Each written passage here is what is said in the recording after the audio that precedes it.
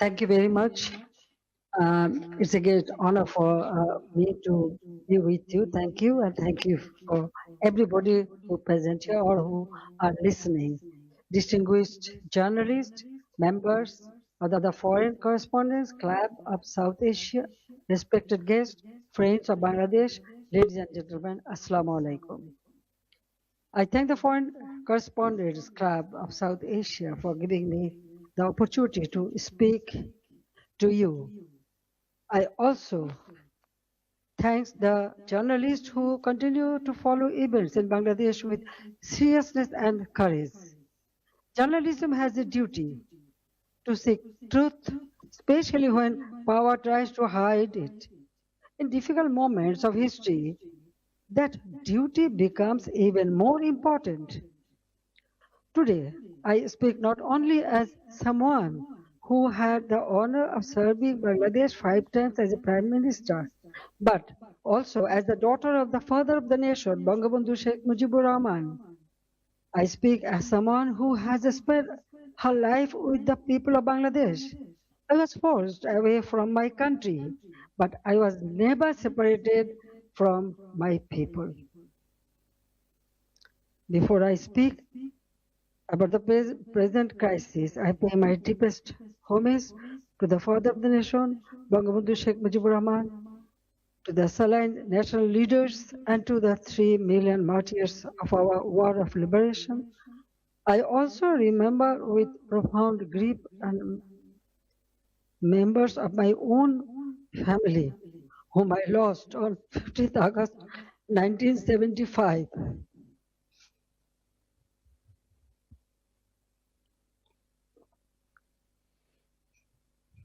Today is also the birthday of my beloved brother Sheikh Kamal, who was 2 years younger than me.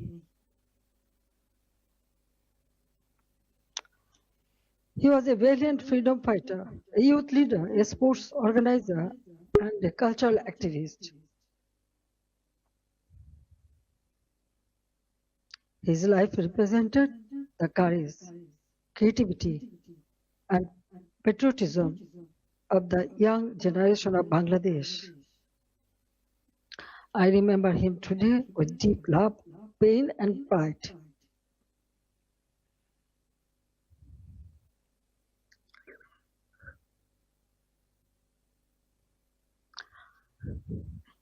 Ladies and gentlemen, for the last 2 years, I watched my beloved Bangladesh suffer.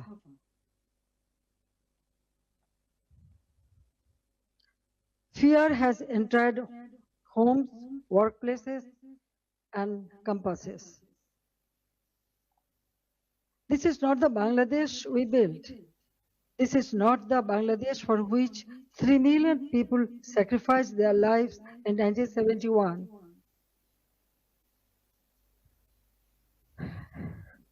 Let me begin with the truth about July and August 2024. It was not a peaceful student movement. From the beginning, my government tried to resolve the issue peacefully through dialogue, legal process, and patience. But behind the language of reform,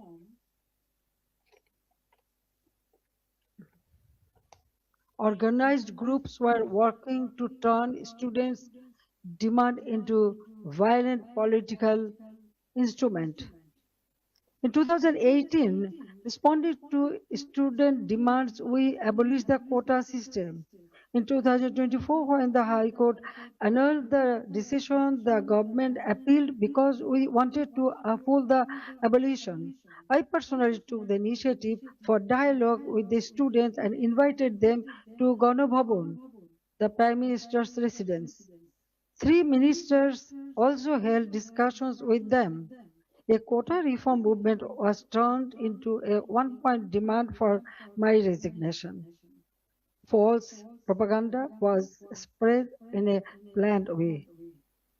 Genuine students were emotionally manipulated, while organized groups used their movement as cover for and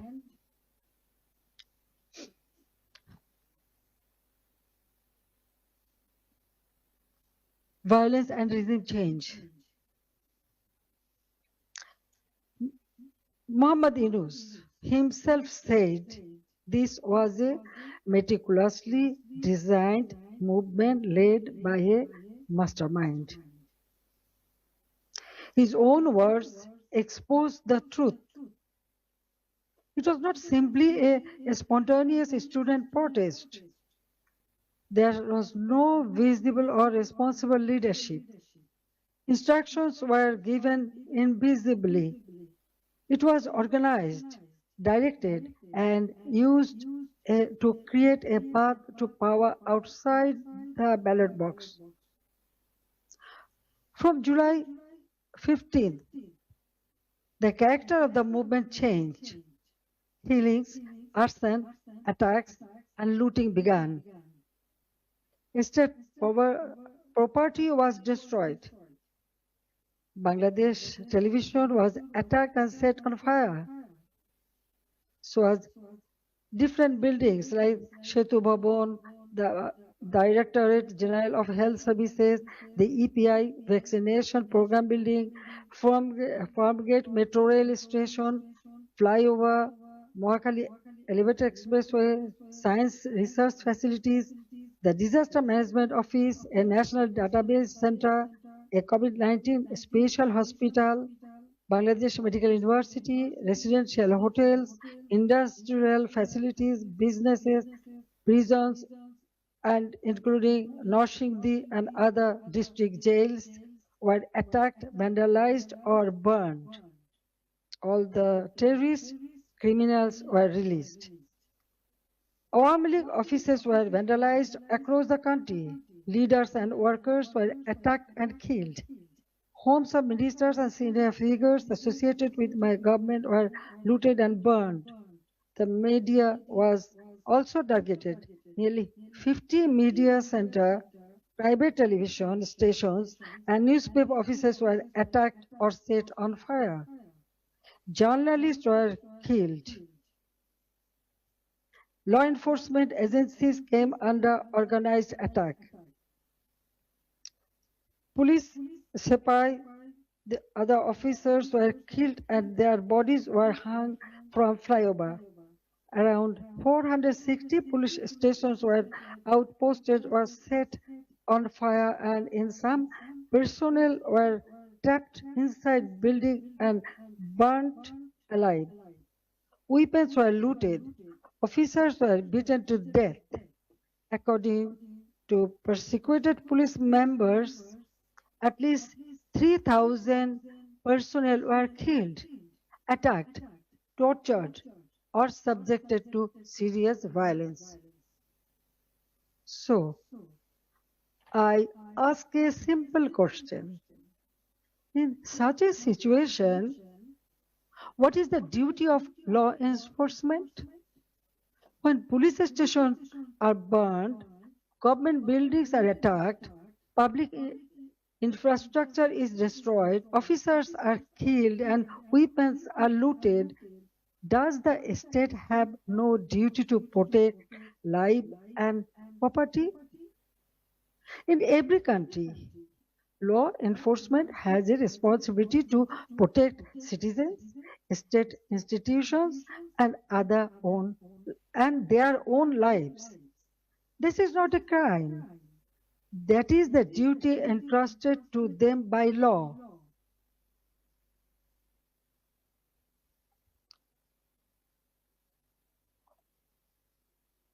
At the same time, I wanted the truth to be known. That is why I formed a Judicial Inquiry Commission on 18th July 2024. Its purpose was clear. Every casualty had to be investigated. Every incident of violence had to be examined, and every family deserved to know the truth.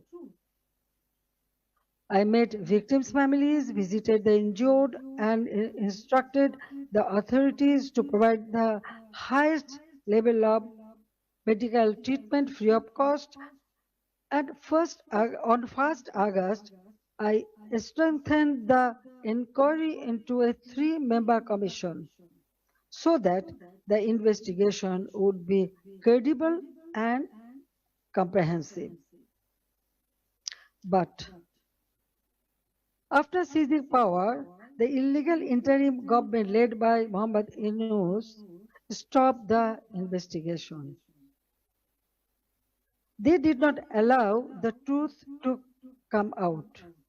They gave indemnity to those who involved in the killings. If they truly wanted justice, why did they stop the inquiry? If they had nothing to hide, why protect the killers? That one decision tells the truth. They did not want justice, they wanted power. They did not want investigation, they wanted the evidences buried. Their own words expose the truth.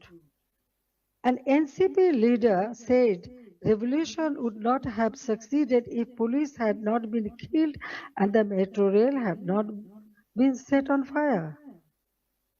A BNP leader in Sirazganj also said publicly that Enayatpur police station was burned and police were killed to make the revolution succeed.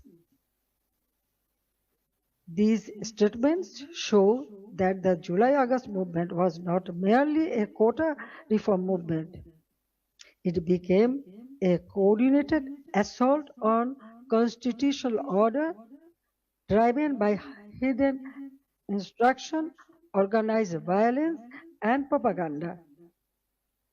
The conspiracy did not end on 5th August. After 5th August, violence became a campaign of political persecution.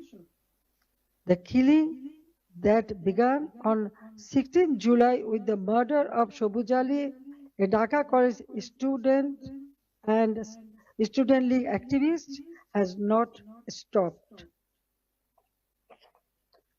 Awami League leaders and workers are being killed, disappeared, arrested, driven from their homes, and buried under false cases. At least 10,000 have been killed or disappeared. Around 650,000 have been arrested over the last 2 years. Around 3,500 cases have been filed. Namely, nearly 450,000 leaders, workers, and supporters are accused. Bangladesh remains a grip of fear, terror, depression, economic hardship, and deep insecurity. Now, look at the condition of the country. The progress we built has been destroyed, and ordinary people are paying the price. GDP growth has fallen to 2.22% compared with 6.80% during the Awami League government. Industrial production has fallen sharply. For the first time in 54 years, the industrial sector has faced negative growth. Defaulted loans in the banking sector have reportedly risen from 13% to 47%. Poverty has increased from 18.60% to 46.8%. Investment has turned negative. Job creation has collapsed. More than 2 crore people have newly fallen into unemployment. Over 500 industrial factories have closed. More than half of industrialists and business owners are either in prison or forced into hiding. The government is running by borrowing 700 to 900 crore taka from banks every day.